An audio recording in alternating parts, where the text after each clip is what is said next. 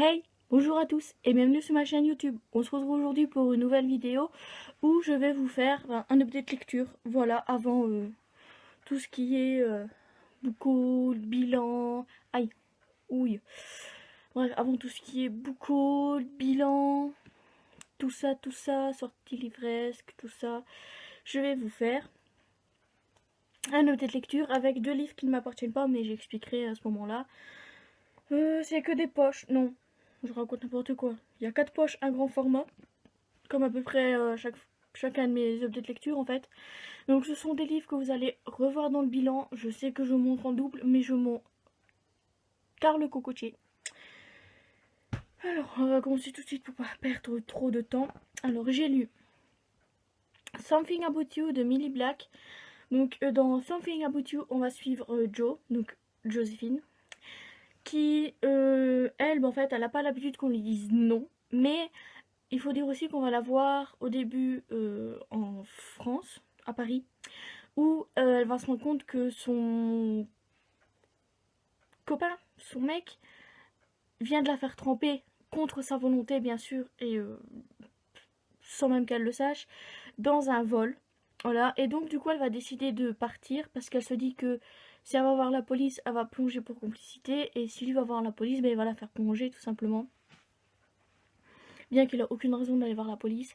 Donc elle décide de partir et d'aller s'installer aux États-Unis. Seulement, bah, c'est que provisoire vu qu'elle a un visa, je pense, touristique ou de travail, je sais plus, mais elle a un visa provisoire dans tous les cas.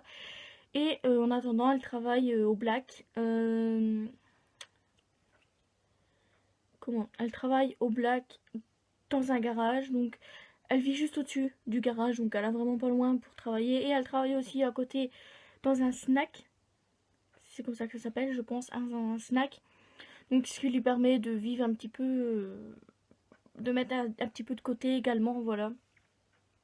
Sauf que elle n'a pas du tout envie de retourner sur Paris, de revoir son ex, etc. Et donc il faut savoir que un jour, avec avec son employeur, ils vont tomber sur une voiture de luxe en panne. Et ben elle va regarder ce qui se passe et elle va se rendre compte que le conducteur est en train de faire une crise cardiaque, même si mes souvenirs sont bons. Et de là, elle va faire la rencontre de Madame Nichols. Voilà, de Madame Nichols. Et au final, quelques jours plus tard, Madame Nichols, non, le mec à qui elle va sauver la vie, donc en train de faire la crise cardiaque, va venir la voir et lui dire qu'en fait, Madame Nichols souhaite la voir pour l'engager en tant que chauffeur privé. Voilà, parce que lui, il peut plus. Lui qui le crise cardiaque, il peut plus. Et ce jour-là, elle va faire la rencontre d'Andrew Anderson, qui est le bras droit en fait de Madame Nichols dans l'entreprise, voilà. Mais il faut savoir que Madame Nichols est beaucoup menacée depuis quelque temps. On sait pas, ils savent pas par qui, ils savent pas s'ils vont passer à l'action, etc. Donc dedans, ça va être un petit peu un jeu de je te cherche, cours-moi après, vous voyez, du genre je t'aime moi non plus. Avec bien sûr tous les problèmes de Joséphine, les problèmes de Madame Nichols.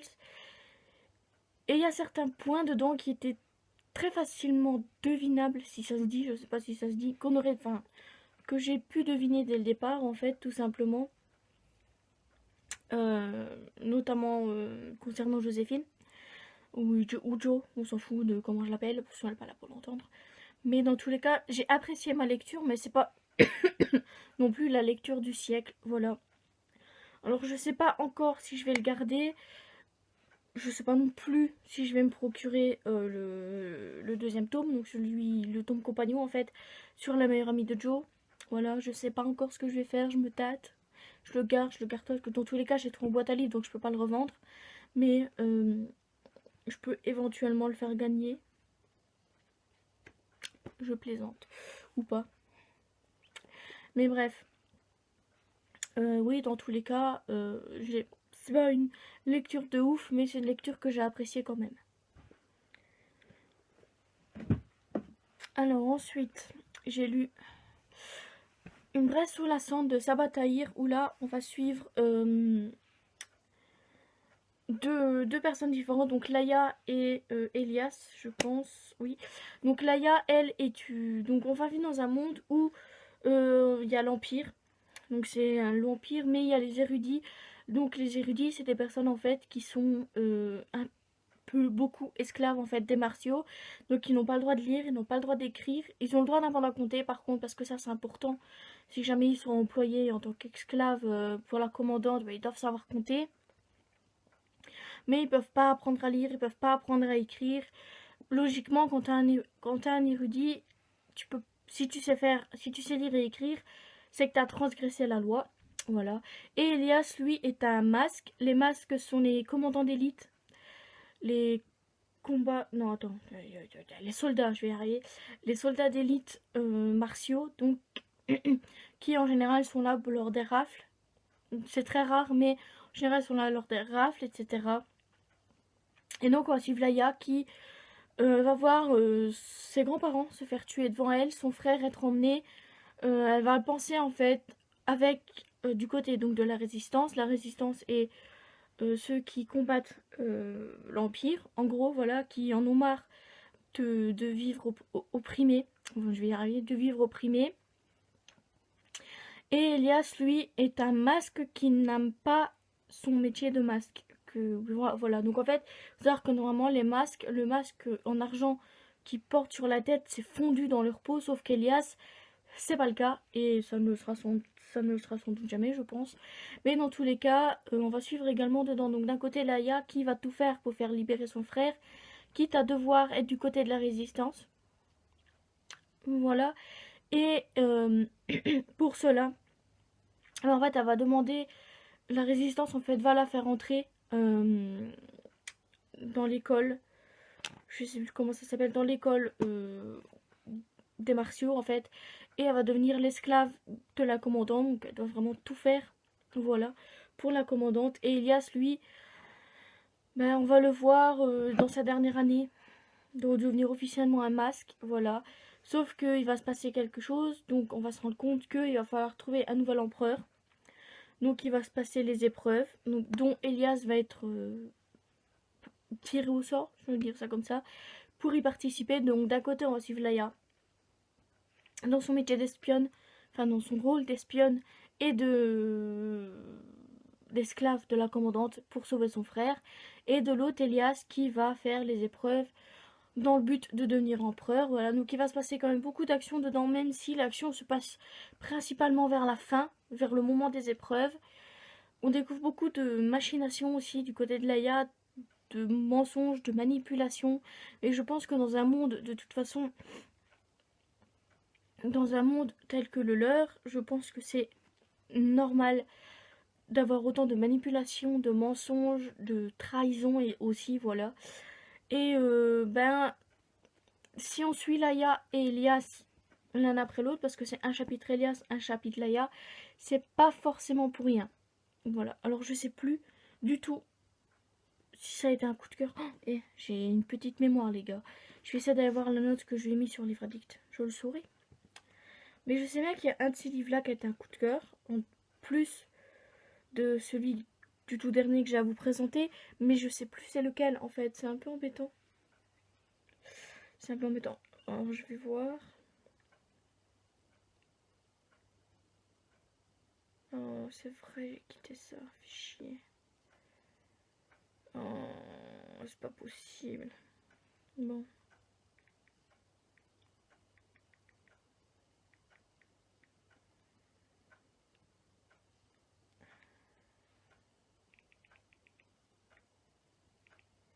Je vais jamais le retrouver.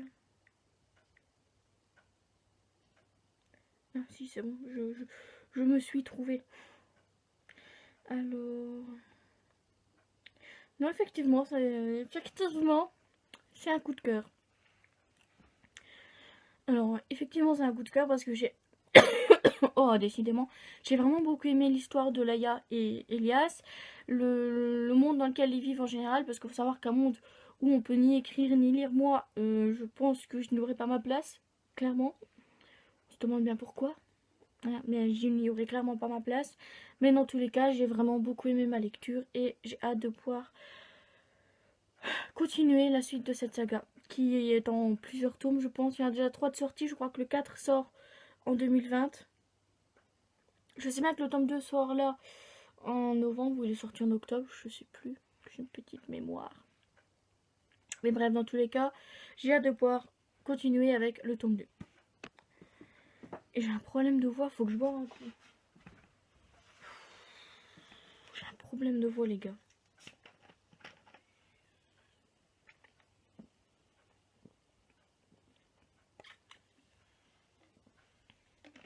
Bref. Ensuite, parce qu'on est déjà à 10 minutes et j'ai présenté que le livre.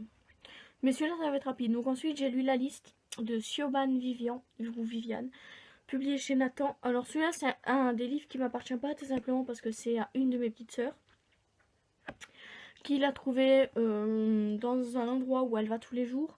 Alors, c'est dans les livres qu'elle a trouvé, il y en a beaucoup qu'elle m'a donné, mais celui-là me l'a pas donné, mais en fait, je voulais le lire. Donc, ça fait quelques temps, quelques années même que je veux le lire. Mais je sais qu'il est sorti en poche, j'aurais pu me procurer en poche, mais après lecture, je peux vous dire que je suis bien contente de ne pas l'avoir fait. Alors, l'histoire de ce livre est simple. La liste, en fait, c'est une liste publiée, je pense, 3 semaines, un mois après la rentrée, où dessus c'est marqué donc la plus moche et la plus belle de chaque tranche du lycée, donc en commençant par la 3e et en terminant par la classe de terminale. Et on va suivre donc en général chacune des filles notées dessus, donc que ce soit la plus moche ou la plus belle dessus, on va suivre leur évolution. Alors, en gros, ce livre, c'est un mélange quand même donc de harcèlement, parce qu'on pourrait considérer ça comme du harcèlement, en fait. Voilà, de comment, d'auto-apitoiement sur son sort au niveau de Sarah. Aussi d'anorexie, si on peut dire ça comme ça, au niveau de Bridget. Voilà. Mais il y a aussi également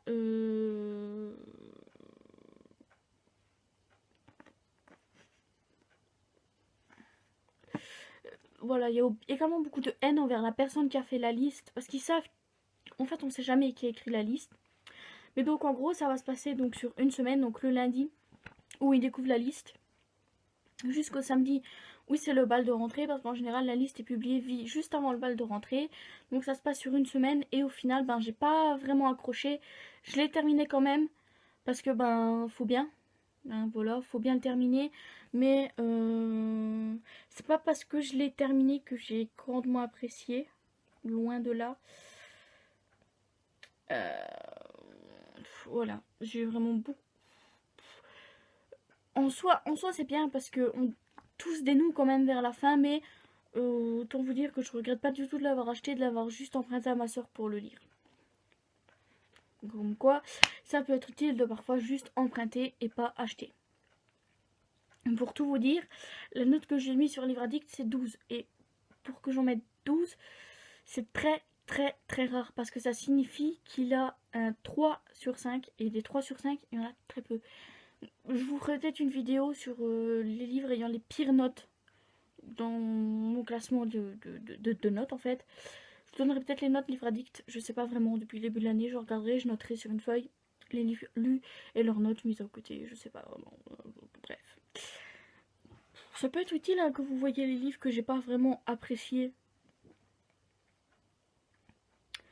Donc bref, ouais. Donc on va le suivre sur une semaine et on verra bien. On voit aussi leur réaction par rapport à cette fameuse liste et l'envie de la nouvelle principale de faire arrêter cette liste une bonne fois pour toutes. Alors ensuite, j'ai lu premier tome sur la droite, donc le tome 1 de Charlie Davidson de Darinda Jones, voilà. Où là, les gars, j'étais même pas arrivée aux 100 pages que j'étais déjà mort de rire, non mais vraiment. Mais voilà, donc en fait on va suivre Charlie Davidson qui est la faucheuse, en gros. Donc, pas la faucheuse du genre, c'est elle qui va tuer les gens, mais la faucheuse plus dans le genre où, parce que si vous voulez, donc il y a la mort en personne, et la faucheuse. Et la faucheuse, en fait, son rôle, c'est d'aider les âmes à traverser pour se rendre de l'autre côté. De l'autre côté, on ne sait pas ce qui se passe de l'autre côté, mais elle les aide à traverser pour aller de l'autre côté. Et à côté de ça, elle est détective privée. Donc en général, elle aide bien la police pour retrouver par exemple l'assassin de la personne, parce qu'en général la personne qui vient de se faire tuer aide Charlet. Du coup, comme Charlet est la seule à pouvoir voir cette personne, ce fantôme, aide Charlet en fait à dire qui est l'assassin. Donc des fois l'enquête est résolue très vite, des fois non, comme dans ce livre où on va suivre l'enquête sur tout en longueur. Voilà.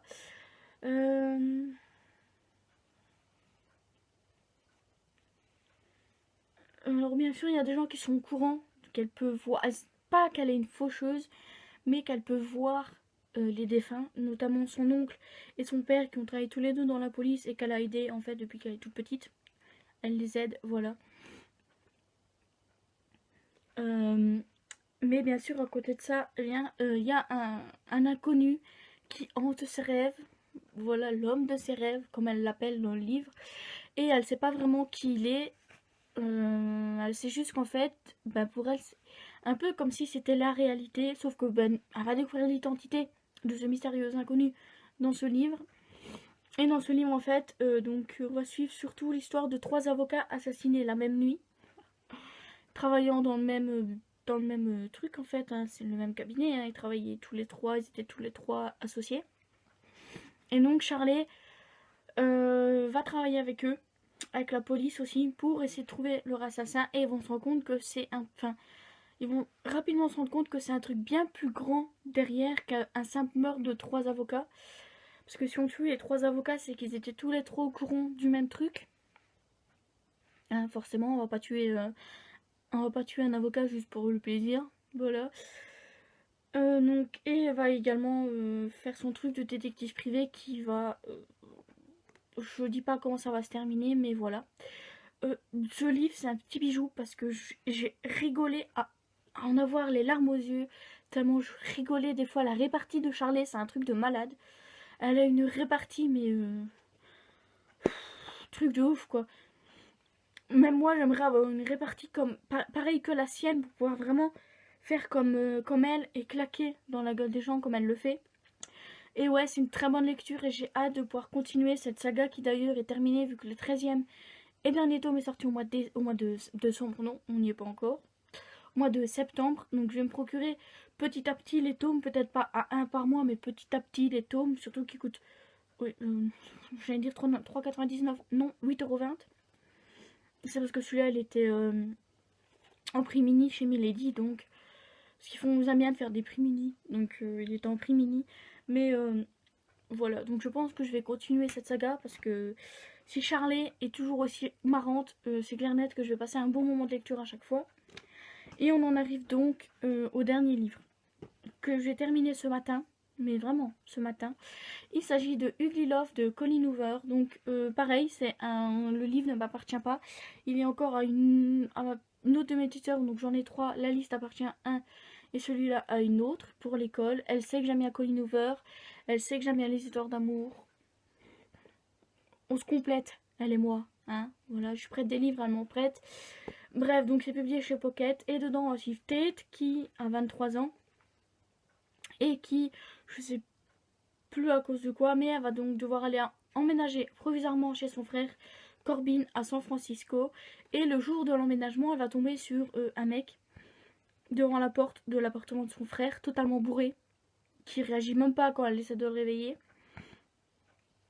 Et qui l'empêche d'ouvrir la porte carrément, parce que pour ça, faudrait qu'elle le pousse. Et elle a un peu un poids plume, on va dire. Donc c'est pas forcément la meilleure idée du siècle de vouloir le pousser, mais elle va pas avoir le choix pour rentrer. Donc elle va téléphoner à Corbin qui lui va pas capter qui c'est. Voilà. Donc il va lui dire rentre dans l'appartement. Donc elle va réussir à rentrer. Mais elle va se rendre compte qu'elle a laissé ses affaires à l'extérieur.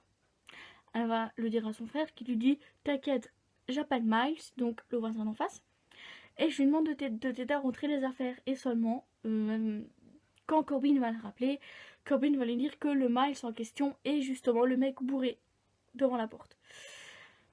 Ce qui complique un peu les choses parce que du coup elle va devoir le faire rentrer. Parce que Corbin lui dit ben fais-le rentrer, fais-le décuver ici, en attendant mon retour. Voilà.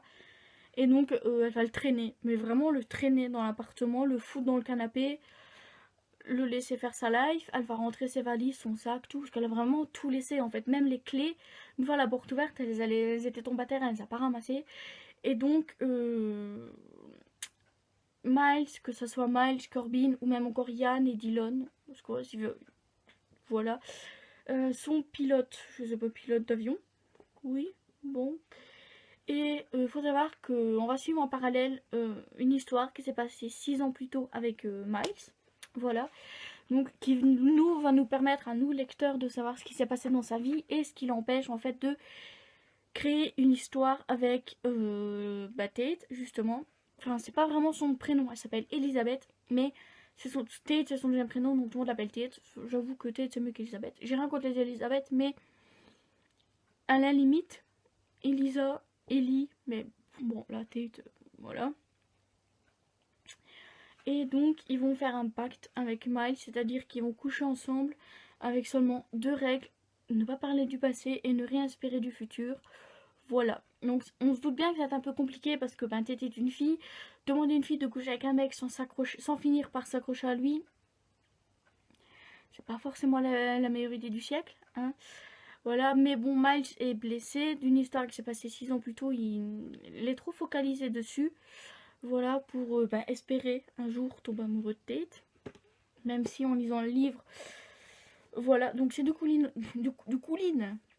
Hoover. J'ai vraiment beaucoup aimé ce livre et même un coup de cœur en fait. Comme, pas tous les Colin Hoover, parce qu'il y a des Colin Hoover que c'est une bonne lecture sans être forcément un coup de cœur. Mais celui-là est un coup de cœur parce que j'ai vraiment beaucoup aimé donc Tate. Qui, elle est adorable en fait. Elle est infirmière. Enfin, future infirmière du moins, quand elle aura fini ses études évidemment. Enfin, elle est déjà infirmière par ses études, mais elle fait des études pour être anesthésiste, il me semble, si je me souviens bien. Alors j'ai terminé ce matin, j'ai très peu de souvenirs, c'est super. Enfin, du métier de Tate, hein, du moins, le reste je m'en souviens bien. Mais voilà, donc Tate et Miles, ben, vous savez bien qu'ils vont se rapprocher. Et on va aussi faire ça leur truc de sexe, dans le dos de Corbin, parce que, ben... Les gars, Corbin il est hyper protecteur avec sa sœur. Du genre, tous les copains qu'elle a eu, il les a tous détestés. Parce que ça lui convenait pas en fait. Le mec ne répondait pas à ses exigences à lui. Le seul problème c'est que ses exigences à lui en fait, ça serait qu'elle reste célibataire, clairement. Voilà. Et donc oui, c'est un coup de cœur, c'est un Colin Hoover. Alors, vu qu'il appartient à ma sœur, je vais lui rendre, forcément. Mais je pense que je me l'achèterai ou peut-être que je le trouverai en boîte à livrer un jour. Je sais pas. Mais dans tous les cas, dans l'optique d'avoir tous les Colin Hoover en poche, je précise. Dans l'optique, voilà, dans l'optique d'avoir tous les Colin Hoover en poche, peut-être que je me l'achèterai et on verra à ce moment-là ce que ça donne. Bref, je vais arrêter de blablater parce que je blablate. On a déjà plus de 20 minutes de vidéo. C'est rien que des updates lecture et pourtant j'ai l'impression que je fais des bilans à chaque fois. Ah, je vous jure, je m'éparpille quand je fais mes vidéos, c'est un truc de malade. Mais bref, dans tous les cas, ben, je vous dis à mercredi pour une prochaine vidéo qui sera certainement la pile à lire. Voilà. Alors je pense que je vais faire une pile à lire pour 2 mois cette fois-ci parce que je me rends compte petit à petit que faire des piles à lire mensuelles, j'arrive pas forcément à les respecter. La preuve, là j'ai lu 2 livres qui n'en font pas partie. Du coup, j'ai carrément délaissé la pile à lire que je vais lire. Alors j'en ai lu quand même de ma pile à lire, mais j'ai carrément délaissé. Il y a encore au moins 4-5 livres dedans. C'est la cata en fait. Et donc oui voilà. C'est tout ce que j'avais à dire. Donc je ferai certainement une pile à lire pour 2 mois. Donc il y aura plus de livres. Mais c'est pour 2 mois. Je me tâte encore. Je verrai bien d'ici mercredi ce que je vais décider de faire. Mais bref, dans tous les cas, je vous dis à mercredi pour une prochaine vidéo. Bye bye.